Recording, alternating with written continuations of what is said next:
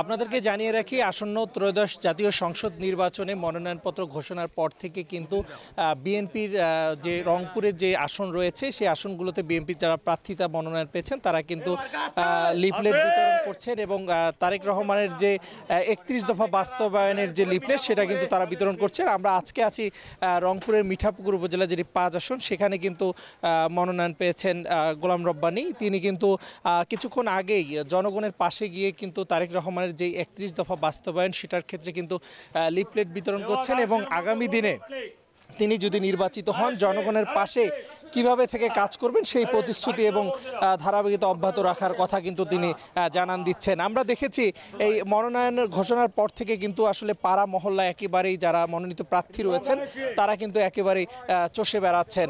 আজকে কিন্তু রংপুর মিঠাপুকুর ৫ আসনের যে মনোনীত প্রার্থী রয়েছেন গোলাম রব্বানী, তিনি কিন্তু এই মুহূর্তে মিঠাপুকুর উপজেলা চত্বরে কিন্তু আসলে তারেক রহমানের ৩১ দফা বাস্তবায়নের লক্ষ্যে যে লিফলেট বিতরণ সেটি লিফলেট বিতরণ করছেন এবং জনগণের পাশে গিয়ে কিন্তু কথা বলছেন। আমরা একটু আসলে তার সঙ্গে কথা বলতে চাই যে আসলে তিনি এই লিফলেট বিতরণ করছেন এবং সামনের দিনে তার এই ৩১ দফা বাস্তবায়নে কি কর্মসূচি থাকবে এবং তিনি মনোনীত প্রার্থী এই মিঠাপুকুর ৫ আসনে। আপনার কাছে জানতে চাই আপনার লক্ষ্য উদ্দেশ্যটা কি? ধন্যবাদ আপনাকে। আমরা বাংলাদেশ জাতীয় দল বিএনপির পক্ষ থেকে জনাব তারেক রহমানের রাষ্ট্র কাঠামো মেরামতের ৩১ দফা কর্মসূচি নিয়ে জনগণের দ্বারগড়ে যাচ্ছি। ৩১ দফা কর্মসূচির মধ্য দিয়ে বাংলাদেশের মানুষের অর্থনৈতিক উন্নয়ন, অর্থনৈতিক মুক্তি, বিএনপি আগামীতে নির্বাচনে ক্ষমতা আসলে ইনশাল্লাহ তারেক রহমানের ৩১ দফা কর্মসূচি বাস্তবায়নের মধ্য দিয়ে বাংলাদেশের মানুষের অর্থনৈতিক উন্নয়নের জন্য বা রাষ্ট্র কাঠামো মেরামতের জন্য যে সমস্ত করে সে সমস্ত কাজ বাস্তবায়ন করবে। মিঠাপুকুরবাসীর উদ্দেশ্যে আপনার মেসেজটা কি থাকবে? মিঠাপুকুরের মানুষ ঐক্যবদ্ধ হয়েছে। আমরা দীর্ঘদিন ভোট দিতে পারি নাই। আগামী জাতীয় সংসদ নির্বাচনে মিঠাপুকুরের মানুষ ঐক্যবদ্ধভাবে ধানের শীষের পক্ষে রায় দেবে। ৩১ দফার কর্মসূচির পক্ষে রায় দিয়ে তারেক রহমানের পক্ষে থেকে বাংলাদেশের অর্থনৈতিক উন্নয়ন, বাংলাদেশের মানুষের বেকার সমস্যা সমাধান, বাংলাদেশের মানুষের গণতান্ত্রিক যে অধিকার সে অধিকার তারা প্রয়োগ করবে ইনশাল্লাহ। মানুষের মিঠাপুকুরবাসীর আসলে প্রত্যাশাটা কেমন পাচ্ছেন, সারা কেমন পাচ্ছেন? মিঠাপুকুরের মানুষের ব্যাপক আমরা সারা পাচ্ছি। মিঠাপুকুর মানুষ বিএনপির সঙ্গে আছে। দীর্ঘ ১৭ বছর মিঠাপুকুর মানুষ বঞ্চিত ছিল।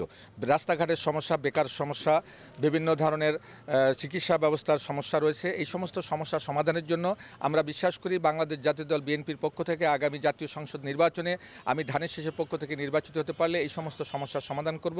মিঠাপুকুরের মানুষকে সাথে নিয়ে মিঠাপুকুরের মানুষের অর্থনৈতিক উন্নয়ন করব। বেকার সমস্যার সমাধান থেকে শুরু করে মিঠাপুকুরের মানুষের মুখে হাসি ফোটার জন্য যা যা করা দরকার মিঠাপুকুরের মানুষকে সাথে নিয়ে ইনশাল্লাহ আমরা করব। ধন্যবাদ আপনাকে। দর্শক শুনছিলেন মনোনীত যারা প্রার্থীরা রয়েছেন তারা কিন্তু এভাবেই বিভিন্ন উপজেলা চত্বর, গ্রামগঞ্জ, পাহাড়া মহল্লায় গিয়ে তারা কিন্তু একেবারে চষে বেড়াচ্ছেন এবং ৩১ দফা বাস্তবায়নের যে লিফলেট বিতরণ সেটা কিন্তু বিতরণ করছেন এবং আগামী দিনে কিন্তু আসলে তিনি যদি নির্বাচিত হন এই মিঠাপুকুরবাসীর উন্নয়নের ক্ষেত্রে সর্বদা নিয়োজিত থাকবেন বলেই এমনটাই জানিয়েছেন। রেদওয়ান হিমেল, সময় সংবাদ, রংপুর।